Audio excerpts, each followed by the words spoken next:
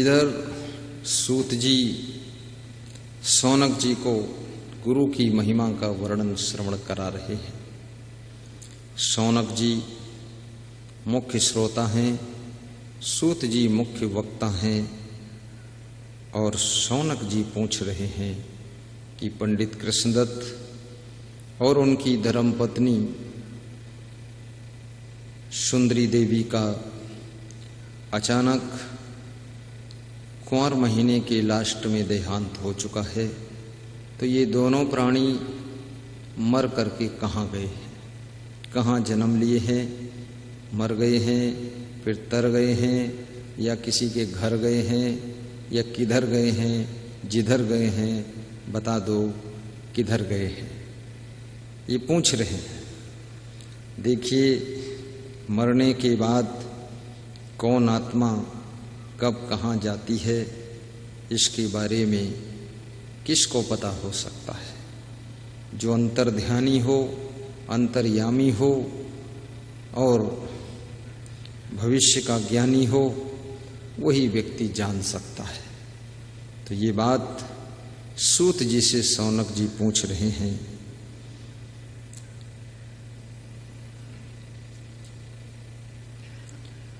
कहे शौनक मुनि कहाँ बखानी, तनु तजी कहाँ गए दो प्राणी। शरीर छोड़कर दोनों प्राणी कहाँ गए। शरीर सबका छूटता है।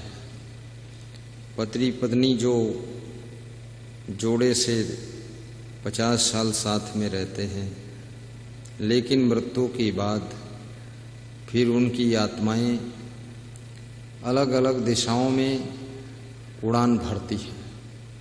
पूरा वियोग हो जाता है, साथ छूट जाता है, परंतु दोनों का मन ये होता है कि ये शरीर छोड़ने के बाद जहाँ मैं जन्म लूँ, फिर से मैं पति पत्नी बनूं और साथ साथ रहूं।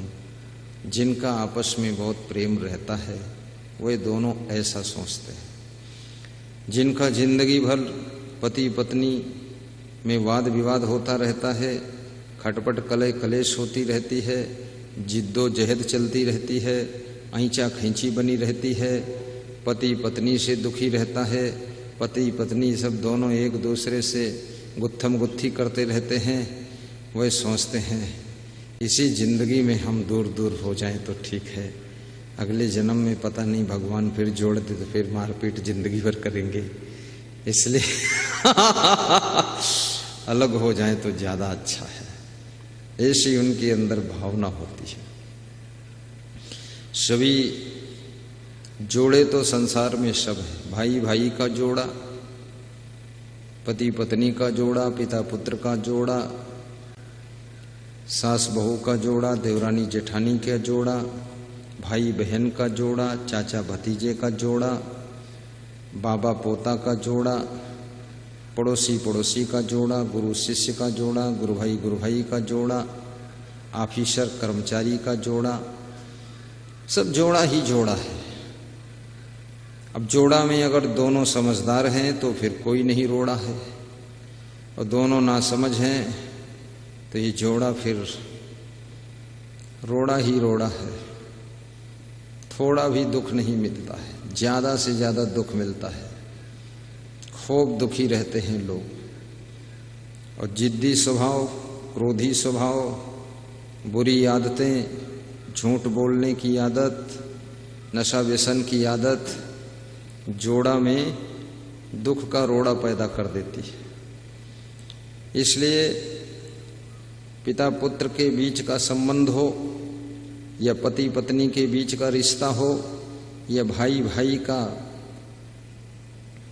रिलेशन हो, या सासू बहू का संबंध हो, गम खाने से, संतोष करने से रिश्ता फरिश्ता बन जाता है, रिलेशन ही सॉल्यूशन बन जाता है।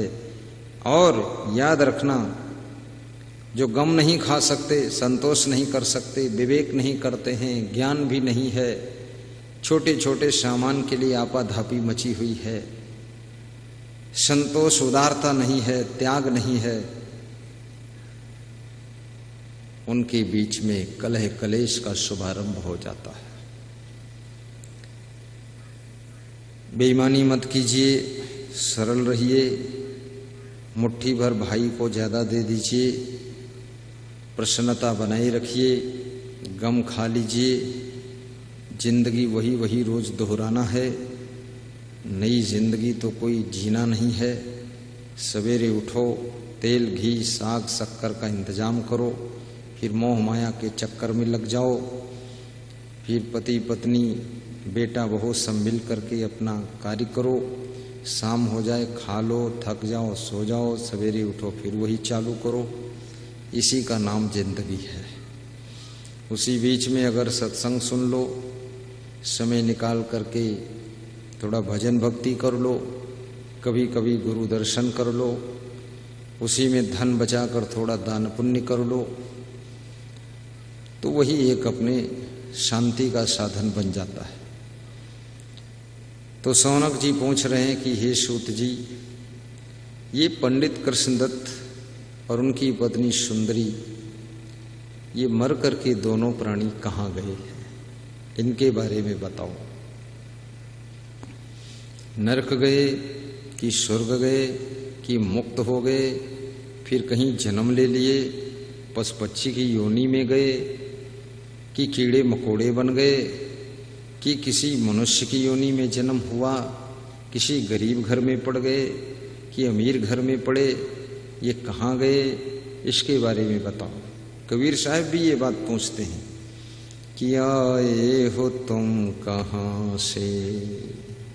तो जाने की बात भी पूछते, आने की पूछते हैं कि आए कहाँ से हो, यहाँ बैठे हो, आए हो तो कहाँ से आए बताओ। कोई बता ही नहीं पाया। आए हो तुम कहाँ से और जाओगे कहाँ, इतना तो दिल विचार लो, इतना तो दिल विचार लो। बस हो गया भजन, इतना तो दिल विचार लो, इतना तो दिल विचार लो। बस हो गया भजन, इतना तो दिल विचार लो। कौन विचार सकता है? किसके है क्षमता विचारने की कि हम कहाँ से आए हैं और कहाँ जाएंगे। वाहेगुरु जी का खालसा, वाहेगुरु जी की फतेह। इधर साइड में बिठा दो, यहाँ आ जाओ सरदार जी, ये दाहिने साइड वो कुर्सियां लगी वहां बैठो। नहीं नहीं इधर आ जाओ, आज्ञा हो गई गुरु जी की, आपके पास चले जाओ। हाँ आप कुर्सी पे बैठ जाओ माता जी, शरीर कमजोर है, आराम से बैठो। इनको भी कुर्सी बिठाओ, सबका स्वागत करो। आए हो तुम कहाँ से और जाओगे कहाँ, इतना तो दिल विचार लो। ओहो हो बाबा, इतना तो दिल पीछे से निकल रहा है, सामने डिस्टर्ब होता है। इतना तो दिल विचार लो, बस हो गया भजन, इतना तो दिल विचार लो, बस हो गया भजन। ये कबीर साहब पूछ रहे हैं अपने भक्तों से कि तुम कहाँ से आए हो और कहाँ जाओगे, यानी इस जीवन से पहले तुम कहाँ थे, किस घर में थे, किस जाति में थे, किस मजहब में थे, किस देश में थे, किस योनि में थे, पशु थे, कीड़े मकोड़े थे, हाथी घोड़े थे, कि नर थे कि नारी थे, व्यापारी थे, क्या थे, कौन थे, कहाँ से आए, क्यों आए, कैसे आए, और फिर ये भी पूछ लिया अब यहाँ के बाद कहाँ जाओगे, तैयारी क्या है, कहाँ जाना है, पशु योनि में जाना है, कीड़े मकोड़े की योनि में जाना है, कि पंछियों की योनि में जाना है, किस मजहब में जन्म लेना है, और मनुष्य बनकर जन्म लेना है, नारी बनकर जन्म लेना है, नर बनकर जन्म लेना है, कहाँ जाना है, क्या तैयारी है, क्या इच्छा है, कुछ मालूम है, कुछ तैयारी किया है। तो उसके लिए भी कबीर साहब कहते हैं, यहाँ ही संबल कर ले। संबल माने व्यवस्था, तैयारी, पुराना शब्द है। जब लोग तीर्थ यात्रा को जाते थे प्राचीन समय में तो आपस में कहा करते थे कि हमारे पास अभी कोई संबल नहीं, इसलिए हम इस साल तीर्थ यात्रा नहीं जाएंगे। कुछ लोग कहते थे हमारा संबल हो चुका है, हम तो चले जाएंगे। तो साहब कहते हैं यहाँ ही संबल कर ले, इसी मनुष्य जीवन में संबल करो, तैयारी करो। जो भी आगे की यात्रा होनी है, जैसे आपको कुशीनगर वालों को लखीमपुर खीरी कबीर धाम दर्शन के लिए आना था तो 1 हफ्ते से संबल कर रहे थे। आपको विनोद गुप्ता सरैया वाले को आना था, 2 दिन पहले से संबल कर रहे थे यारी कि हम जाएंगे, तुम जाओगे, तुम यहीं रहोगे, ये होगा, वो होगा, क्या होगा, क्या होगा। ये संबल पहले से करना पड़ता है।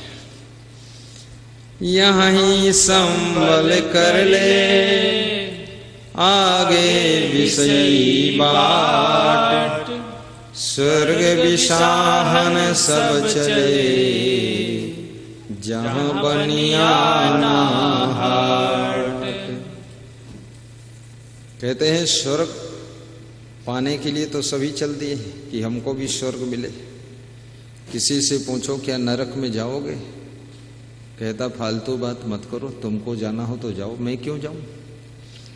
लेकिन वर्तमान की उनकी जिंदगी देखो, प्रेजेंट लाइफ, तो नरक में ही जी रहे और नरक में जाने को तैयार नहीं।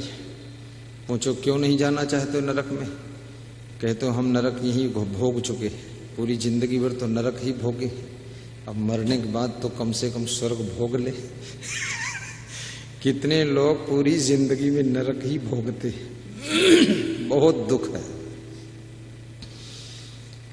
घर में आपस में बहुत निंदा, बुराई, कलह, कलेश, दुख, द्वेष, ईर्ष्या, जलन, क्रोध, गुस्सा, मार पीट, गाली गलौज, झगड़ा, एक दूसरे की खामियां कहना सुनना, हल्लम गुल्लम, ये सारा, चोरी, घर ही में बेईमानी, लूट घसोटी, लालच, छल कपट, अधिक खाना, चुरा कर खाना, सब कुकर्म, दुष्कर्म, चरित्रहीनता, व्यभिचार, बलात्कार, भ्रष्टाचार, अनाचार, दुराचार, कदाचार, ना मालूम कितना कुकर्म किया है, सारा जीवन नरक हो गया। खूब दारू पीना, बीड़ी पीना, सिगरेट पीना, गांजा पीना, चिलम खींचना, तमाकू खाना, खैनी पैनी सैनी, न जाने क्या क्या दुष्कर्म, दूसरे काम बिगाड़ना, लफड़ा करना, दूसरे चोरी करना, डकैती करना, आदि आदि नाना प्रकार की गलतियां मनुष्य की जिंदगी को नरक बनाती है। ये नरक कोई भगवान नहीं बनाता है, न भगवान स्वर्ग बनाता है। भगवान क्या तुम्हारा कोई मजदूर है जो तुम्हारे लिए दिन रात स्वर्ग नरक बनाता रहे, ईंट पत्थर ढोता रहे और कुंड खोदता रहे और नरक में सब कीड़े मकोड़े मवाद पीप लाकर इकट्ठा करता रहे और तुमको उसे बोरे। इतना भगवान भी अपराध क्यों करेगा। भगवान इन लफड़ों से फ्री है।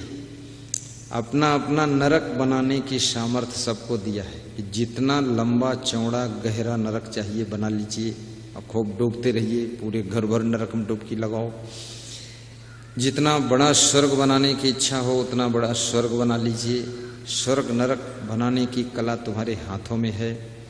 संतोष रखोगे स्वर्ग बनेगा, लालच करोगे नरक बनेगा, क्रोध करोगे नरक बनेगा, गम खा लोगे स्वर्ग बनेगा, मेहनत करोगे स्वर्ग बनेगा, आलस्य करोगे नरक बनेगा, गाली गलौज करोगे नरक बनेगा, प्रेम से बोलोगे स्वर्ग बनेगा, ईमानदारी रखोगे स्वर्ग बनेगा, बेईमानी चालाकी चतुराई छल कपट करोगे नरक बनेगा, ईर्ष्या द्वेष करोगे नरक बनेगा, प्रेम से रहोगे स्वर्ग बनेगा, एक दूसरे को सहयोग करोगे स्वर्ग बनेगा, नशा व्यसन बिल्कुल नहीं करोगे स्वर्ग तैयार हो जाएगा, वाणी संभाल कर बोलोगे स्वर्ग बनेगा, कर्तव्य का पालन करोगे स्वर्ग बनेगा, खुश रहोगे स्वर्ग बनेगा, चिंता टेंशन करोगे रो रो नरक बनेगा, खूब हाय दाय करोगे नरक बनेगा, और संतोष सहनशीलता विवेक रखोगे विचार करके काम करोगे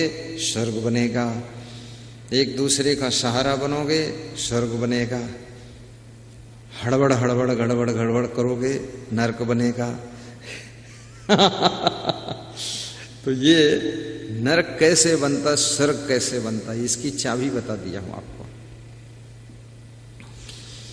स्वर्गे स्थितानां इह जीवलोके चत्वारि चिह्नानि वसन्ति देहे, दाने प्रसंगो मधुरा च वाणी, देवार्चनम ब्राह्मणे तर्पणश्चे। ये स्वर्ग बनने के 4 फार्मूले इसमें बताए गए।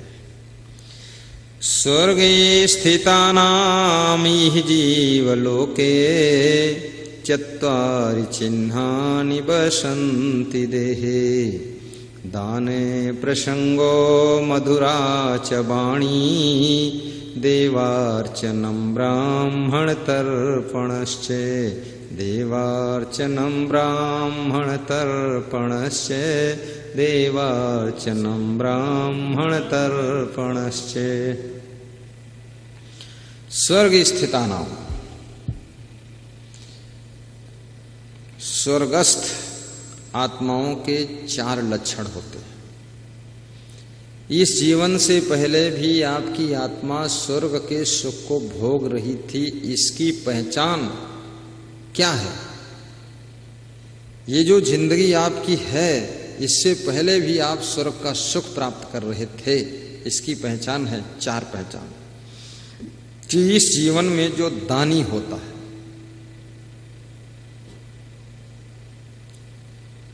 मधुरा च वाणी, और जो मधुर वाणी बोलता है,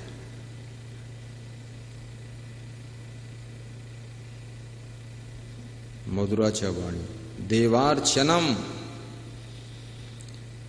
देवी देवता के समान जो महान नर नारी है, उनकी अर्चना वंदना करता है, उनको नमस्कार करता है।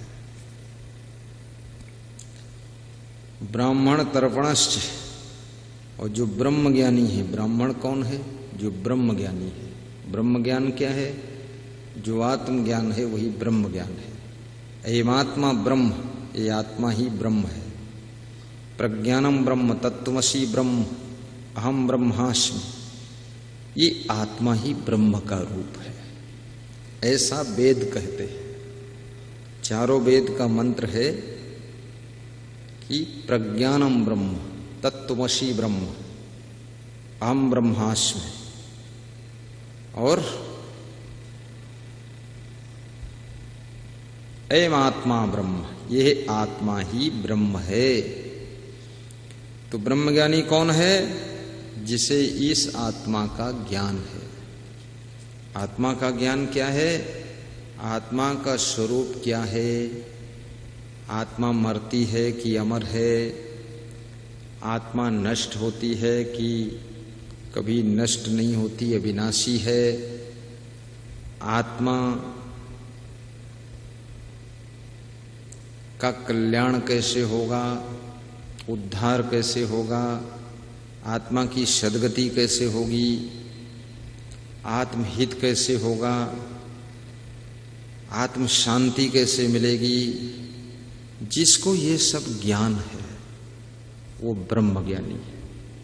ये ब्राह्मण की कोई जाति नहीं होती है। धीरे धीरे लोगों ने ब्राह्मण की जाति बना ली, और जाति बनाने से बहुत डिस्टर्ब हो गया, क्योंकि ब्राह्मण की जाति बन गई।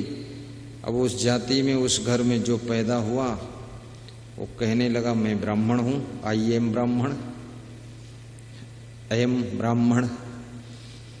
तो अपने को बोलता मैं ब्राह्मण हूं, लेकिन ब्राह्मण के गुण नहीं है, ब्रह्म ज्ञान नहीं है, आत्मज्ञान नहीं है, विवेक नहीं है, विचार नहीं है, ब्रह्म का आचरण नहीं है। ब्राह्मण तो है जिसमें ब्रह्म का आचरण हो। ब्रह्म माने होता है श्रेष्ठ, जिसमें श्रेष्ठ आचरण हो, श्रेष्ठ खान पान हो, जिसके जीवन में दिव्यता हो, श्रेष्ठता हो, सभ्यता हो, शालीनता हो, भद्रता हो, जिसके जीवन में खान पान में शाकाहारी भोजन हो, नशा व्यसन से मुक्त हो, वो ब्राह्मण होता है। इसलिए ब्राह्मण की जाति मत बनाइए। और ब्राह्मण की जाति में बना लिया है अगर तुमने, तो ब्राह्मण यदि हैं आप और ब्राह्मण के घर में जन्म है तो ब्रह्म ज्ञान को प्राप्त करिए। आज भी जो शुद्ध ब्राह्मण हैं, महान ब्राह्मण हैं, मांस मछली अंडा नशा शराब जुआ बीड़ी सिगरेट गांजा चरस तंबाकू अफीम ऐसा वैसा खान पान नहीं करते हैं, ऐसे जो ब्राह्मण हैं आज भी उनका सम्मान है। ये हम संत लोग हैं, हम क्या हैं? हम शुद्ध ब्राह्मण हैं। जीतेन्द्रियः धरम परः स्वाध्याय निरतः सदा शुचिः। मंत्र बोलो बाबा जी। जीतेन्द्रियः धरम परः स्वाध्याय निरतः शुचिः। जो जीतेंद्रिय है उसे ब्राह्मण कहते हैं। जो धर्म परायण है वो ब्राह्मण कहलाता है। जो अधर्म के कार्य नहीं करता है, हमेशा धर्म के पथ पर चलता है, वो ब्राह्मण है। जो स्वाध्याय में रत है अर्थात आत्म कल्याण में लीन है, वो ब्राह्मण है। शुचि ही जो अंदर बाहर से पवित्र है, वो ब्राह्मण है। ये जीतेन्द्रियः धरम परः स्वाध्याय निरतः शुचिः।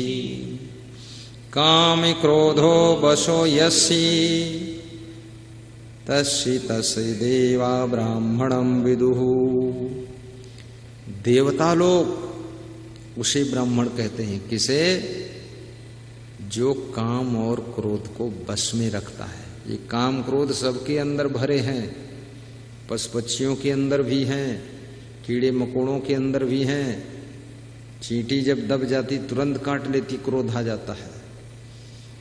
बिच्छू के भी क्रोध है, सांप के भी क्रोध है, गाय के भी क्रोध है, भैंस के भी क्रोध है, भालू के भी क्रोध है, बंदर के तो पूरा क्रोध ही रहता, नाक पे क्रोध रखा रहता है।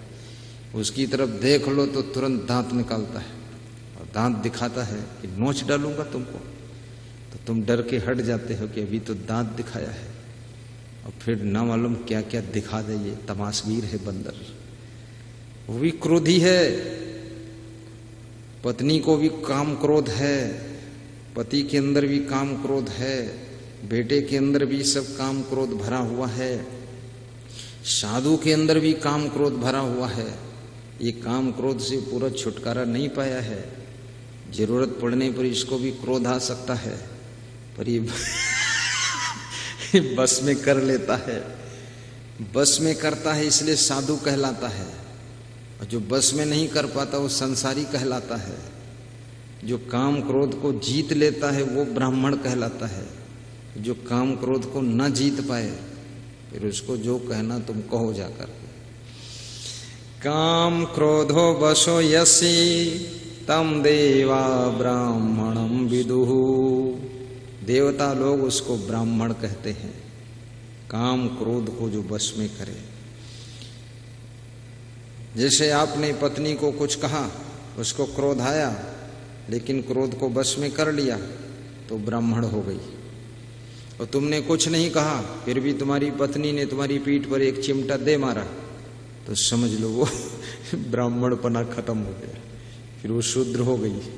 चिमटा मारा है, शूद्रिन है।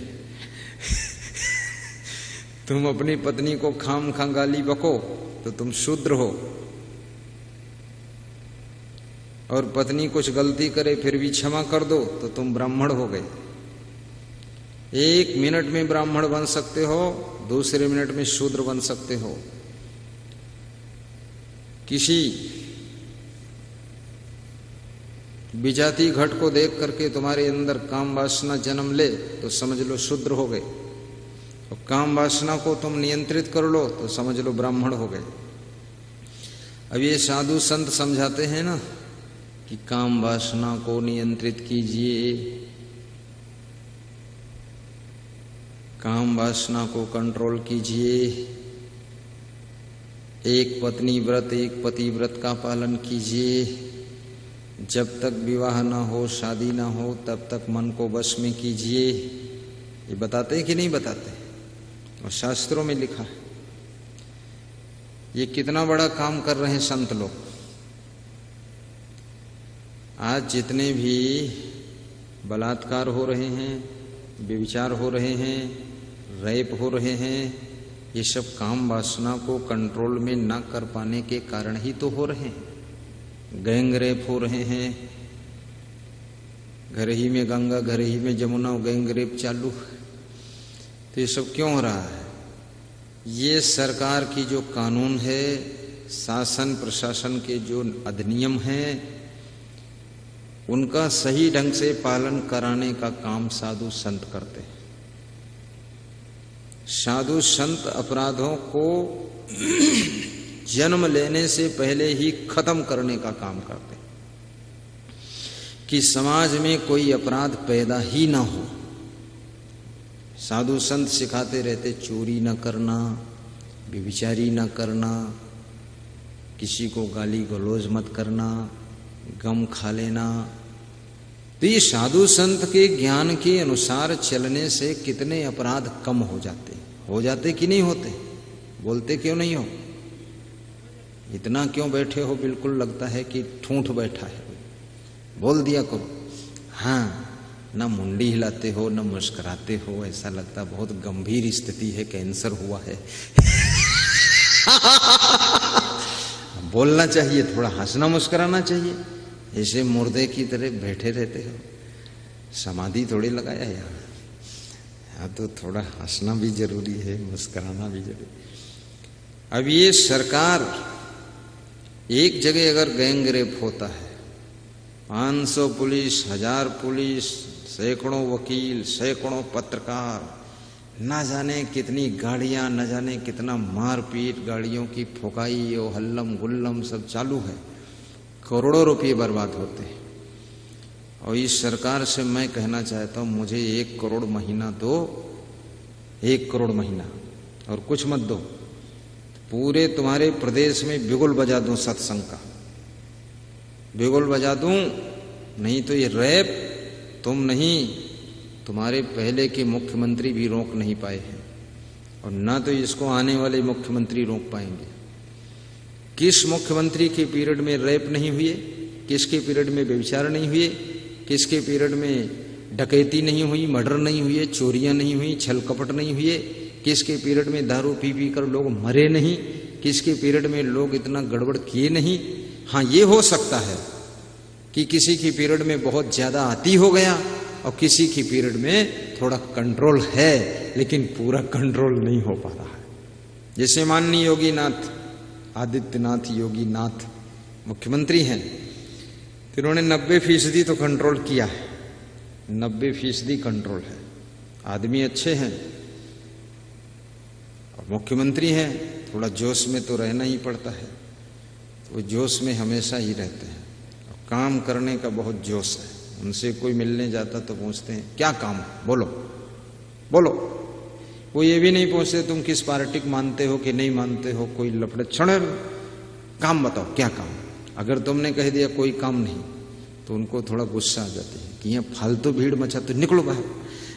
वो पूछते काम क्या है, जो काम है लाओ फट से कर दे, फटाफट काम निपटाते हैं। आलसी नहीं है, बहुत एक्टिव माइंड है, बहुत बुद्धिमान व्यक्ति है, लेकिन बुद्धिमान तो हैं पर बेचारे कंट्रोल कर भी रहे हैं।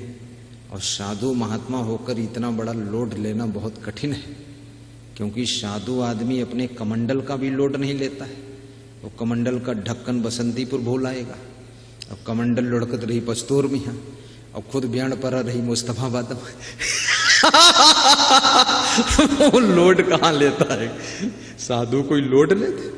ये तो कोई महान अवतारी आत्मा साधु होगा तो ही लोड ले पाएगा, नहीं लोड वोड कोई लेना नहीं चाहता है। सब घर की महिलाएं हैरान हैं, हर महिला चिल्ला रही हमारे ऊपर लोड बहुत है, हमारे ऊपर जिम्मेदारी बहुत है।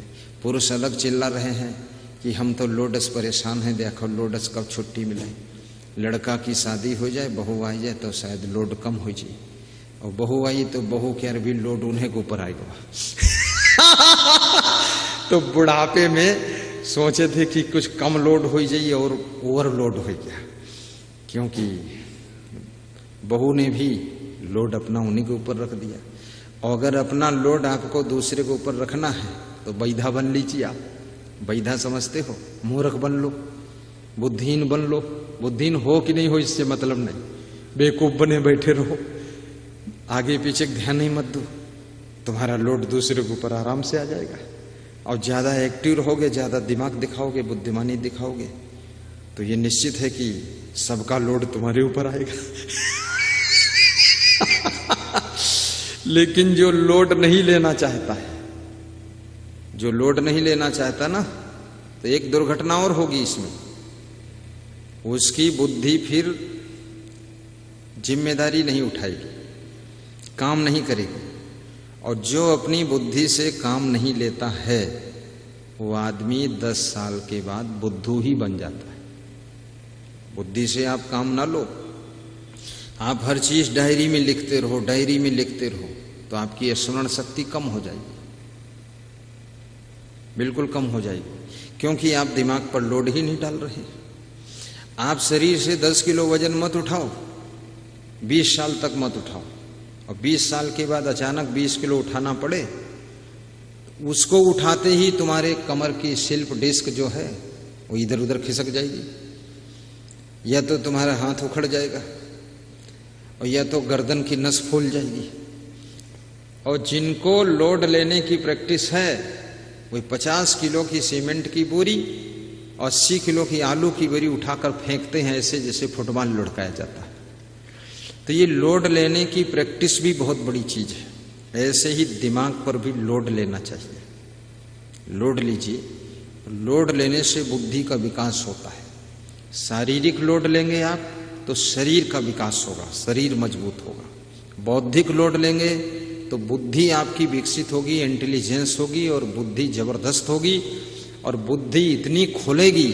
बुद्धि कितनी है? जितनी है उतनी है। मैं क्यों बताऊं कितनी है, लेकिन इतनी है कि तुम विश्व को डील कर सकते हो, इतनी बुद्धि है। तुम केवल अपनी 4%, 3%, 5%, 6% बुद्धि को यूज कर पाते हो, बाकी तुम्हारी बुद्धि स्टॉक में पड़ी रहती है। कलह क्लेश, टेंशन, लड़ाई झगड़ा, उलझन, चिंता, दुख, इसी में सब बुद्धि नष्ट हो जाती है।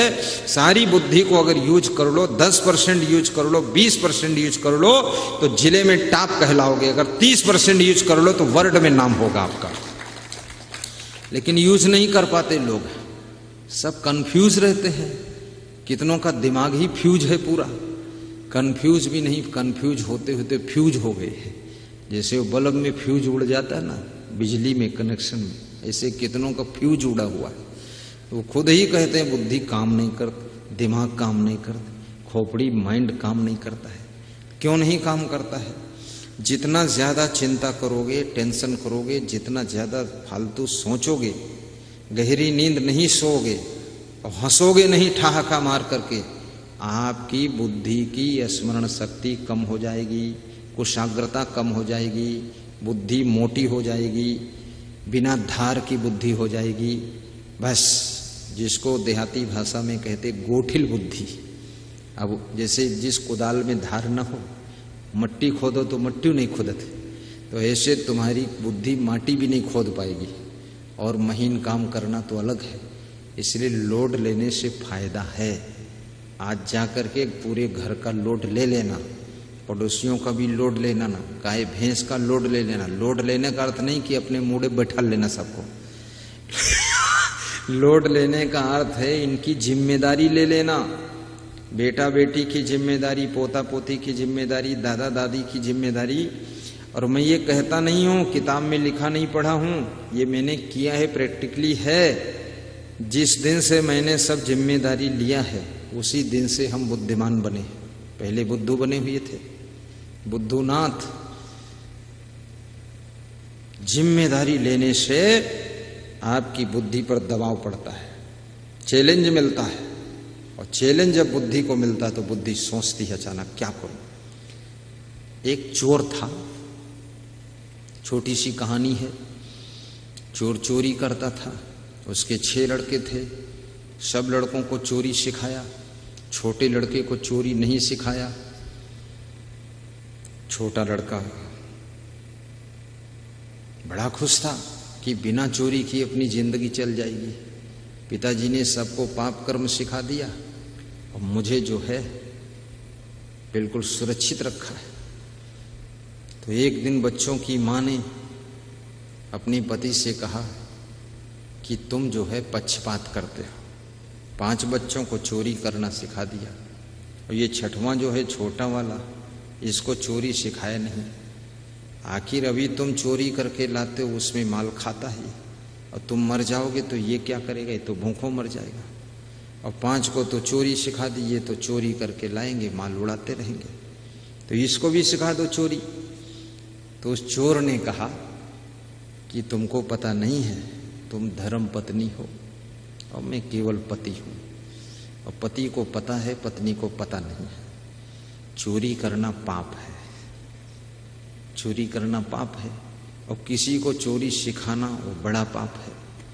तो हमने 5 पाप तो कर लिए, 5 लड़कों को चोरी सिखाया, लेकिन छोटे लड़के को चोरी नहीं सिखाऊंगा। बोले इसको क्या सिखाओगे?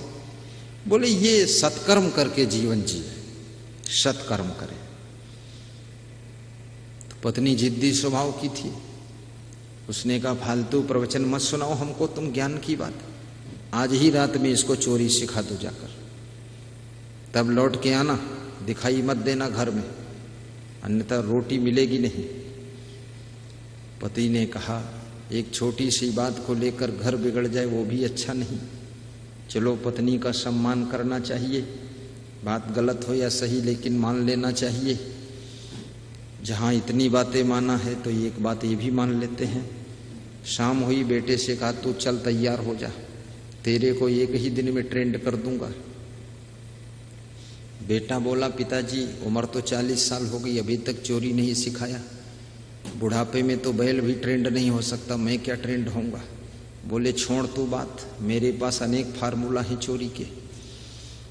तेरे भाइयों को 10 साल में ट्रेंड किया हूं, तेरे को 10 घंटे में ट्रेंड कर दूंगा, लास्ट फार्मूला लागू कर दूंगा, तू चल मेरे साथ, फटाफट सीख।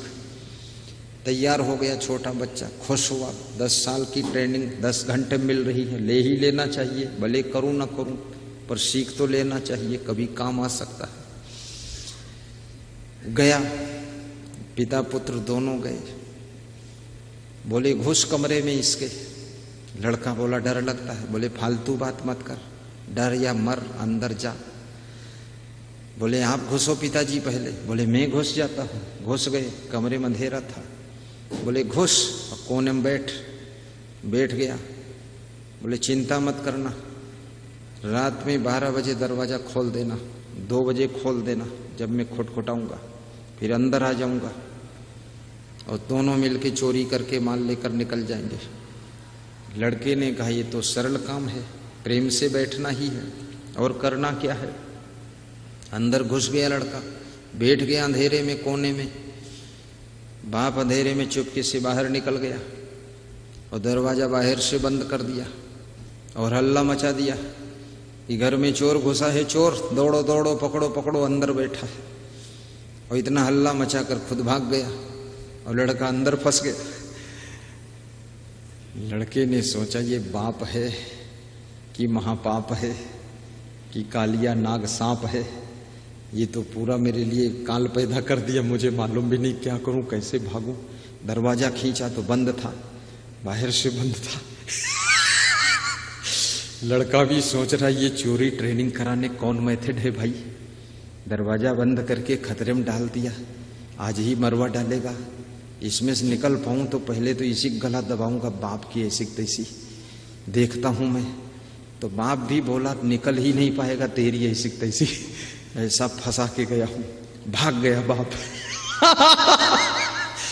अब देखिए क्या घटना घटित हो रही है। प्राचीन समय की बात है, गांव का मामला है, बिजली लाइट थी नहीं, इमरजेंसी लाइटें भी नहीं थी, तो चिराग जलाते थे लोग, डिबिया जलाते थे, उसको जलाया। लोग इकट्ठे हुए, गांव के लोग बहुत ज्यादा इकट्ठे हुए, डंडा लेकर, कुदाल फावड़ा लेकर, मारो मारो। गांव में बहुत बार चोरी हो गई, आज चोर पकड़ा गया है, सब चलो इकट्ठे हो गए सब लोग। बड़ा हल्ला गुल्ला मचा, बोले उजाला जलाओ, दीपक जलाओ, दीपक जलाया। अब उसको पसीना छूट रहा था ठंडी के महीने में उस लड़के को कि आज तो मार ही डालेंगे लोग, पूरा गांव इकट्ठा हुआ है, इतना सब औजार ले लेकर आए हैं, कुदार, फरुहा, हंसिया, ग्रामीण औजार यही होते हैं। बहुत लोग गांव में कट्टा वट्टा रखते, अब रखते हैं, पहले तो रखते नहीं थे, लेकिन उस समय हंसिया खुरपस ही मारपीट कर लेते थे, कुल्हाड़ी चला देते थे। परशुराम भगवान कुल्हाड़ी ही रखते थे, कभी उनका औजार मिस होता ही नहीं था। बंदूक की गोली मिस भी हो सकती, इसलिए परशुराम फरसा रखते थे, कुल्हाड़ी, जिसको मारो चैला किधरे फाड़ के अलग कर दो, 2 टुकड़े बना दो। परशुराम बहुत खतरनाक महात्मा था। तो इधर क्या घटना हुई, उस लड़के ने सोचा, अब देखिए उसकी बुद्धि पर दबाव पड़ा, प्रेशर पड़ा, चैलेंज मिल गया, जिंदगी मौत का सवाल खड़ा हो गया। अकेला है, कोई नहीं है, कोई बताने वाला नहीं, समझाने वाला नहीं, खड़ा है। तो दरवाजे के पास खड़ा हो गया। उस समय 2 पल्ला के दरवाजे होते थे, तो जब दरवाजा खुले तो वहीं आड़ में खड़ा हो गया। दरवाजा थोड़ा आड़ हो जाता ना, दीवार के पास दरवाजे के बीच में जगह बचती, खड़ा हो गया। और डिब्बी लेकर, चिराग लेकर जब आदमी घुसा, तो पहले घुसा कि भाई देख लो किधर है, क्योंकि चोरों के पास छुरी भी होती है, चाकू भी होता है, तलवार भी होती है, मार देगा। तो पहले उजाला वाला घुसो, देखो कहाँ किधर बैठा। तो उजाला वाला जब घुसा तो दरवाजे के पास ही खड़ा था आड़ में। जब दरवाजा खुला तो आड़ में हो गया, छिप गया। तो चिराग वाले के पास में जब उसने चिराग देखा तो चिराग में फूंक दिया, फूंक कर दिया, तो चिराग बुझ गया, बुझ गया, अंधेरा हो गया। अब अंधेरा हो गया, सब हल्ला गुल्ला मचा, भीड़ भाड़, उसी में भीड़ में शामिल हो गया। वो भी बोला मारो मारो, पकड़ो पकड़ो, इसी में कहीं होगा, उड़ो उड़ो उड़ो। और फिर उसी भीड़ भाड़ से भाग गया। भाग गया और बच गया। इधर दौड़ता दौड़ता, भागता भागता घर पहुंचा रात में 2 बजे। तो देखा उसका बाप जो है चादर ओढ़ के सो रहा है घर में।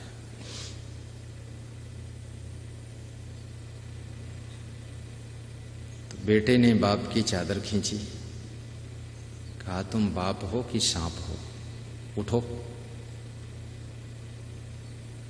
ऐसे संकट में फंसा के भाग आए हो, नहीं सिखाना था, चोरी मत सिखाते, लेकिन इतना बड़ा जान का खतरा मेरे लिए क्यों कर दिया आपने।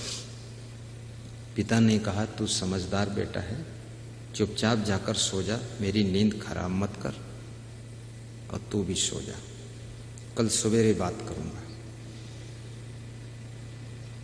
बेटा जाकर सो गया, पर नींद नहीं आ रही थी, गुस्सा बहुत भरी थी बाप के ऊपर। सवेरा हुआ, आंख खुली, बाप निकला, बेटा मिला। हाँ पिताजी बताओ, आपने किस जन्म की दुश्मनी अदा किया है ये बताओ।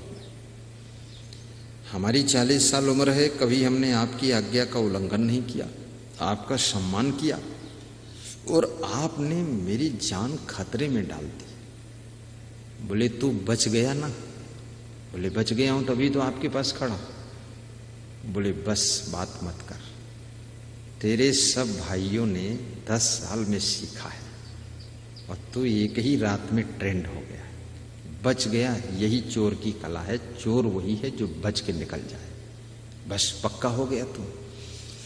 लेकिन ये तो बता तू कैसे बचा, तुझे पता है तो उसने कहा जब वो लोग चिराग लेकर कमरे में घुसे तो मैं दरवाजे के पास खड़ा हो गया और चिराग में फूंक कर दिया, चिराग बुझ गया और भीड़ में हमने हल्ला गुल्ला मचाया, उसी में शामिल हो गया, भाग आया। बोले तुझे बहुत धन्यवाद है, तू टॉप कर गया, बिल्कुल सीख गया। तो बाप ने कहा एक बात और सुन, जब हल्ला गुल्ला मचा और गांव के लोग सब वहां इकट्ठे हुए तो उस गांव में जो गांव के किनारे घर थे 3 घरों से हम सब बर्तन चुरा कर ले आए, क्योंकि वो घर खाली हो गए थे। अगर इधर बाउंडर ना करते तो उधर खाली कहां होता। ले ये सब रखा सामान है, संभाल, बेच, 10-50 हजार का काम हो गया सब। लड़का बोला कि मैं तो कभी चोरी करूंगा नहीं और न मैं ट्रेनिंग लूंगा, और मम्मी को ज्यादा चिंता है तो यही ट्रेनिंग ले जा करके, मैं ऐसा गलत काम नहीं करूंगा, मेरे को बहुत डर लगा है। अब ये क्या है, अचानक जब तुम संकट में फंस जाते हो, समस्याओं में उलझ जाते हो, बहुत ही गंभीर स्थिति आकर खड़ी हो जाती है, तो तुम्हारे पास में स्टाकिस बुद्धि होती है, शरीर में स्टाकिस एनर्जी होती है, आपके हाथों में स्टाकिस ताकत होती है, और आपकी दृष्टि में भी स्टाकिस और सूक्ष्म देखने की भी क्षमता होती है। वो सब काम करना शुरू कर देती है। किसी घर में आग लग गई, 6 साल से एक बूढ़ी महिला, दादी मां, चल नहीं पाती थी, उठ नहीं पाती थी, बेड रेस्ट पर रहती थी, उसको 4 लोग उठाते थे, बिठाते थे, खिलाते थे, पिलाते थे, सब सेवा होती थी। आग लगी, सबने अपने बच्चों को उठा लिया, सामान उठा लिया, सब कुछ बचा लिया, लेकिन उस बूढ़ी महिला का कोई ध्यान नहीं दिया, दादी का। लास्ट में बेटे ने कहा कि अम्मा कहां है? तो बहू ने कहा अरे वो तो भूल ही गई, उसी में जल गई होंगी, मर गई होंगी, और कहां, जब उठ ही नहीं पाती थी, 6 महीने से नहीं उठी थी। तो पोता पास में खड़ा था, कहने लगा अरे अम्मा, दादी तो वहां घोड़े पर खड़ी है। तो उनको देखा तो हंसता हुआ बेटा बहू दोनों पहुंचे, बोले अम्मा तुम यहां कैसे आ गई? बोली बेटा 6 महीने से तो नहीं उठ पाती थी, लेकिन जब हमने देखा कि तुम लोग ध्यान ही नहीं दे रहे हो, तुम अपने बच्चों को संभाल रहे हो, सामान को उठा रहे हो, हमको कोई उठाने वाला नहीं, तो मैं तो उठ के अपना खुद भाग कर चली आई। बोले और आपका ये थैला? बोले थैला भी मैं उठा लाई अपना।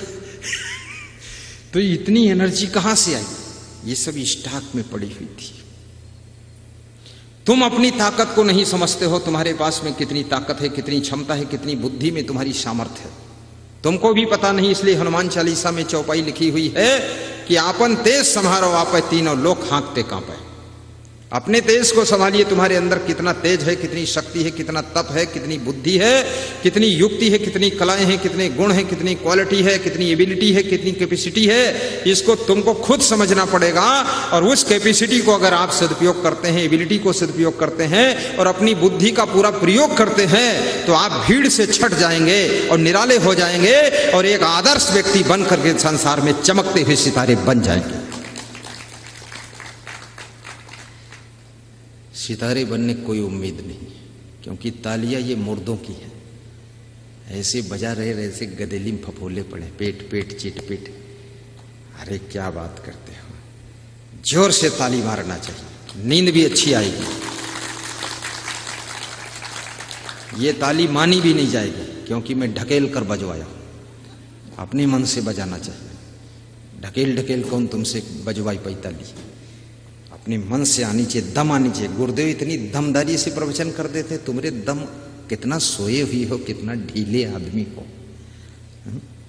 गुरुदेव की दम निकल गए, तुम्हारा दम फिर भी वैसे रहे, दमादम मस्त कलंदर, अवालसी का पहला नंबर।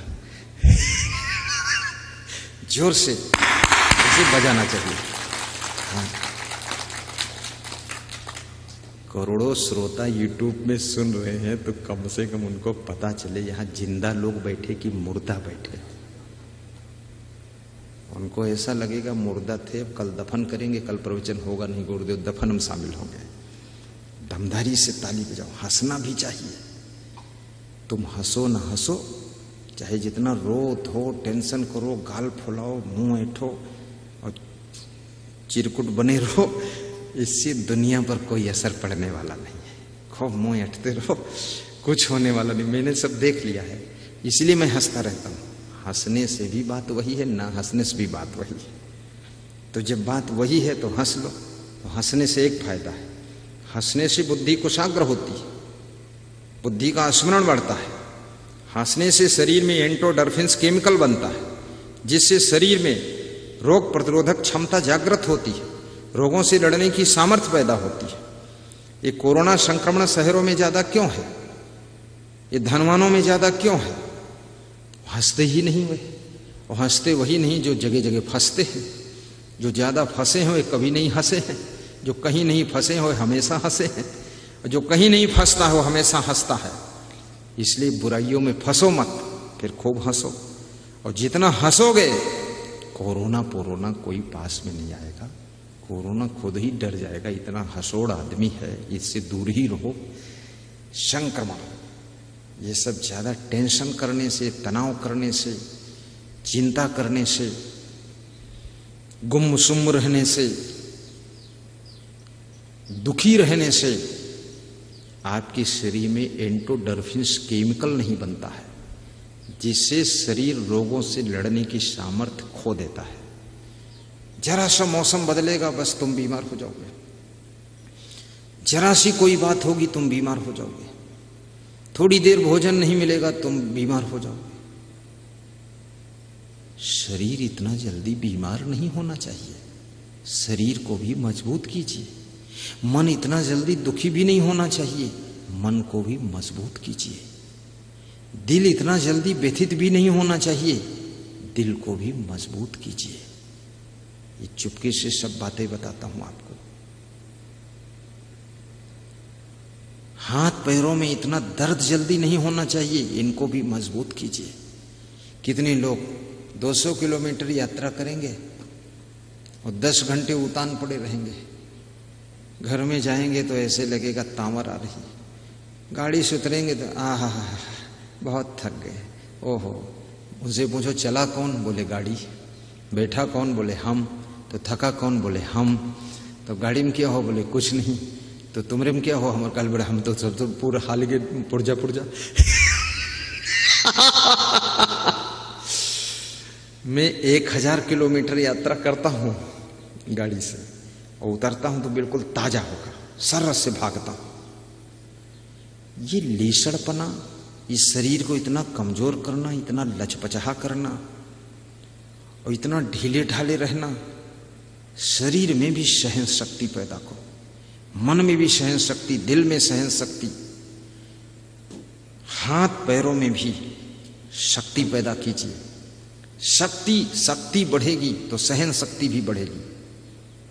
हाथ पैर भी मजबूत करो, व्यायाम भी करो, थोड़ा कठोर श्रम भी करो, खुश भी रहो, दुख में हर समय डूबे मत रहो, दौड़ दौड़ के काम भी कर लो, फटाफट मेहनत करो, जो भी तुम्हें आवश्यक कार्य हो सब पूरे करो,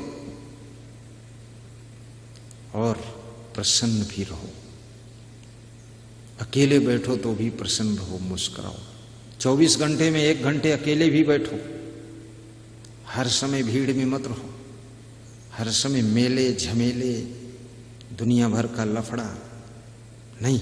1 घंटा अकेले रहकर तो देखो तुम कितना निराशा में डूबोगे, कितना दुख में डूबोगे, कितनी उलझन टेंशन में डूबोगे। और यदि तुम्हारे पास विवेक होगा तो अकेले बैठ करके तुम मंद मंद मुस्कुराओगे और अकेले में हंसते रहोगे, खेल खिलाते रहोगे। मैं एक बार सुबह 4:30 बजे हंस रहा था अपने कमरे में, तो मेरा एक शिष्य गेट पर खड़ा था, दरवाजा बंद था। उसके बाद दरवाजा खोला मैंने 4:45 बजे, तो बोला गुरुदेव किसके साथ हंस रहे थे, कौन था अंदर? हमने कहा मैं था, और कौन था? बोले तो अकेले हंसते थे। हमने कहा जिसको अकेले हंसना आता है वही पूर्ण ज्ञान को प्राप्त हो जाता है, और जो अकेले हंस नहीं सकता, अकेले खुश नहीं रह सकता, अकेले प्रसन्न नहीं रह सकता, तो याद रखना वो व्यक्ति परम ज्ञान को प्राप्त कर भी नहीं सकता है। आनंद में अकेले भी रहना चाहिए। सबके बीच में पहुंचो तो सबको आनंद में डुबा देना चाहिए। ऐसी बात कहो कि सबको खुशी पैदा हो जाए।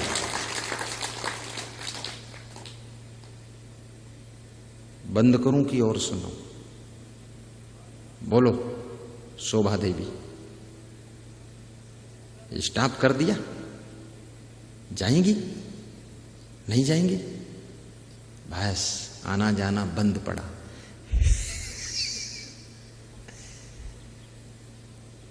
और सुनाओ सुखदेव सिंह जी।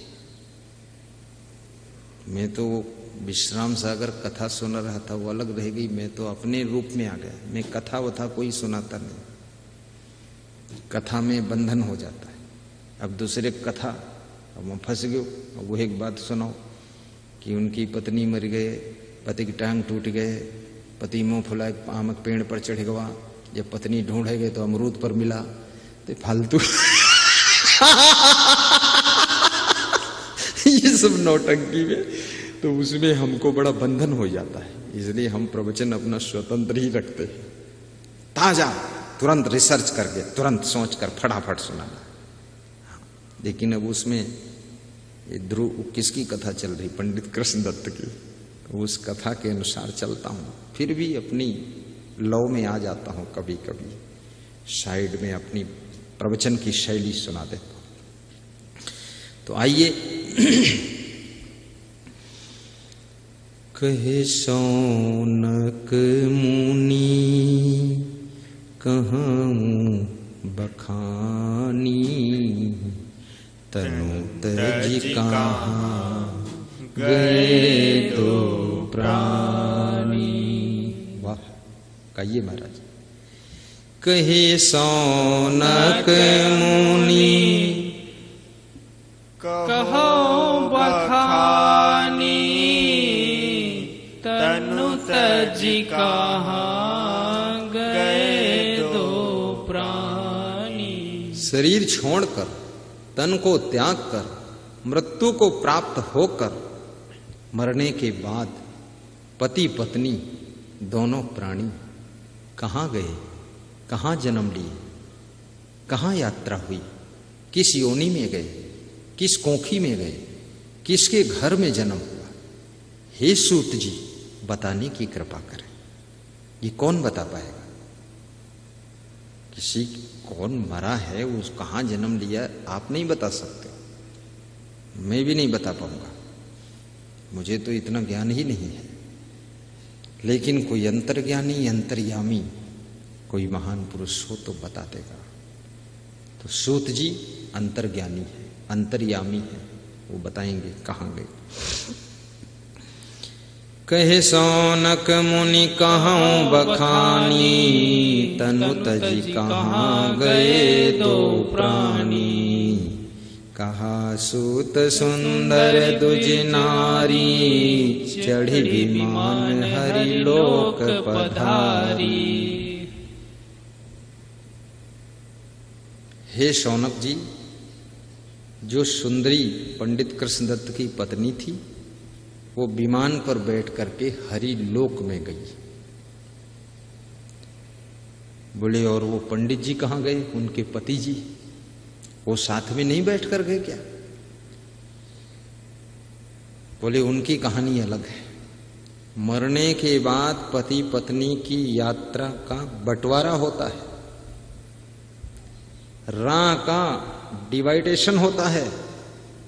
मरने के बाद पत्नी पत्नी दोनों अलग अलग यात्रा करते हैं। पति पत्नी एक साथ नहीं, तुम एक साथ में भी मरो तो भी आत्मा तुम्हारी अलग अलग यात्रा शुरू करेगी। सबकी मंजिल अलग होगी, सबका लक्ष्य अलग होगा। इसलिए कोई इस भूल भटक में मत रहना कि मेरी वाइफ बहुत पुण्य कर रही है तो हमको मिल जाएगा। हाँ, तुमको तब मिलेगा जब उसके पुण्य में तुम सलाहकार होगे, सहयोगी होगे, समर्थन में होगे, जानकार होगे, तब तुमको भी पुण्य मिल जाएगा। लेकिन यदि आपकी पत्नी कुछ अच्छा कर रही है, आप बाधक बन रहे हो, तो पुण्य तो नहीं मिलेगा, लेकिन तुमको पाप जरूर लगेगा। और इस जन्म में जो पत्नी है आपकी, अगले जन्म में वो पति भी बन सकती है। स्त्री और पुरुष का शरीर होता है, आत्मा स्त्री और पुरुष नहीं होता है। इस बात को ठीक से ध्यान रखना। इसलिए अपनी पत्नी को सताना भी नहीं चाहिए, दुखाना भी नहीं चाहिए, अन्यथा अगले जन्म में बाजी पलट सकती है। तुम पत्नी बनकर बैठोगे, वो पति बनकर आएगी, इतना ठोकाई तुम्हारी करेगी, दिमाग ठिकाने लगा देगी। इसलिए हर पति सावधान। और पत्नियों को भी चाहिए अपने पति को तंग न करें, ज्यादा टेंशन के इंजेक्शन मत मारे, नींद हराम न होने दें कि सोने का गले में हार चाहिए नहीं तो गला दबा दूंगी तेरा, ऐसी भाषा बोलना बंद कर दें। नहीं तो तुम्हारा जो आज पति बना हुआ है, मरने के बाद अगले जन्म में वो पत्नी बनकर आएगा, वो ऐसी उल्टा पत्नी बनेगा, बिल्कुल सुपर्णखा बनकर आएगा, तुम्हारा दिमाग दुरुस्त कर देगा। इसलिए सावधान। रिश्तों में मधुरता घोलिए, रिश्तों को कर्तव्य समझकर निभाइए। आपका धर्म क्या है, पति का धर्म क्या है, पत्नी का धर्म क्या है, शिष्य का धर्म क्या है, गुरु का धर्म क्या है, भाई का धर्म क्या है, बहन का धर्म क्या है, पिता का धर्म क्या है, पुत्र का धर्म क्या है, बहू का धर्म क्या है, सासू का धर्म क्या है। अपने अपने फर्ज को याद करिए, अपने अपने कर्ज को उतार दीजिए और अपने अपने कर्तव्य का पालन करिए। ये सबको पता है कि सासू को ऐसा नहीं करना चाहिए, वैसा नहीं करना चाहिए, सासू का यही कर्तव्य है, लेकिन नहीं, ये भी याद करो कि मैं बहू हूं तो मेरा क्या कर्तव्य है, मैं पुत्र हूं मेरा क्या कर्तव्य है, मैं बाप हूं मेरा क्या कर्तव्य, मैं गुरु हूं मेरा क्या कर्तव्य, मेरा क्या फर्ज, मेरी क्या ड्यूटी है। ये भी याद रखो, अपने कर्तव्य को ख्याल करो।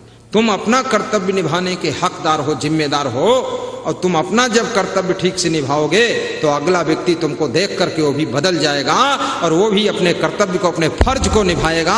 और जो फर्ज नहीं निभाता है उसके ऊपर कर्ज लद जाता है, जो अपना फर्ज अदा कर देता है उसका कर्ज उतर जाता है। इसलिए कर्म का कर्ज उतार दीजिए।